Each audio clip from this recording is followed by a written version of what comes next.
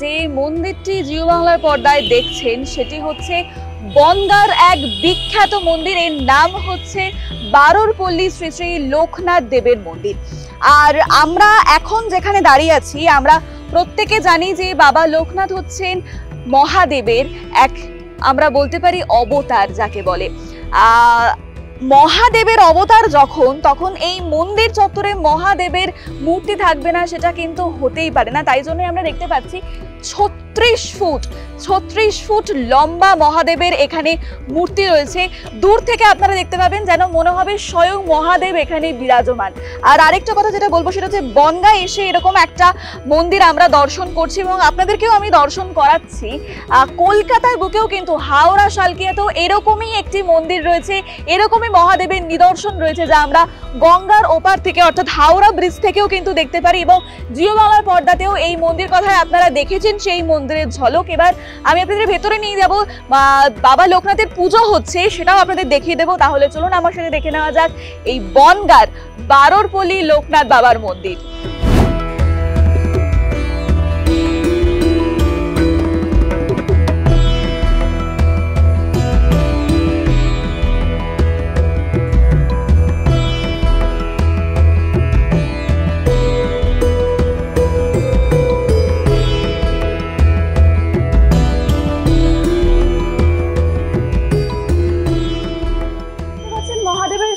হচ্ছে সন্ধ্যা আরতি হচ্ছে এখানে। আর প্রত্যেক দিন কিন্তু 6টা থেকে সন্ধ্যা আরতি হয় এখানে।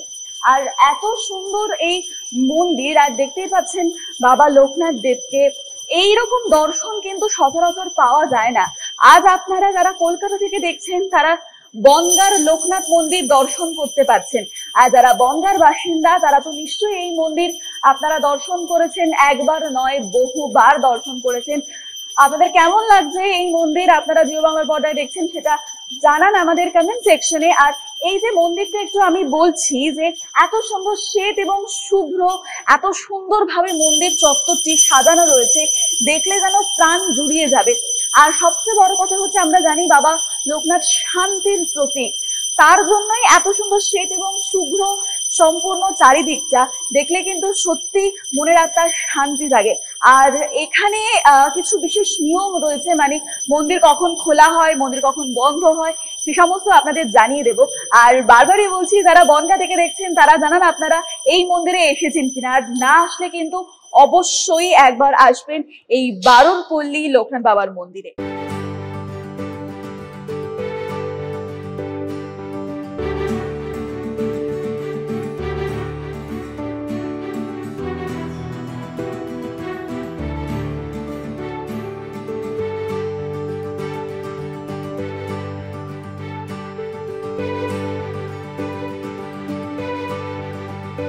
দিকে দিকে দিকান্তরে যেদিকেই আমরা তাকাবো সেদিকেই ভগবানের লীলা কিন্তু সর্বত্র বর্তমান।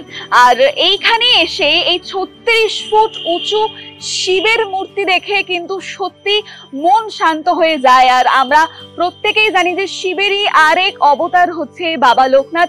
এই মুহূর্তে আমরা এই যে মন্দিরে এলাম, সেই মন্দিরের খোলার সময়টা একটু বলে দিই, কারণ আপনাদের দর্শন করতে যারা আসবে তাদের খুব সুবিধা হয়। সকাল 8টা থেকে দুপুর 2টা পর্যন্ত মন্দির খোলা থাকে, আবার বিকেল 5টা থেকে রাত 8টা পর্যন্ত কিন্তু মন্দির খোলা থাকে। আর সন্ধ্যে 6টা থেকে 7টা পর্যন্ত চলে হচ্ছে প্রত্যেক দিনের সন্ধ্যা আরতি।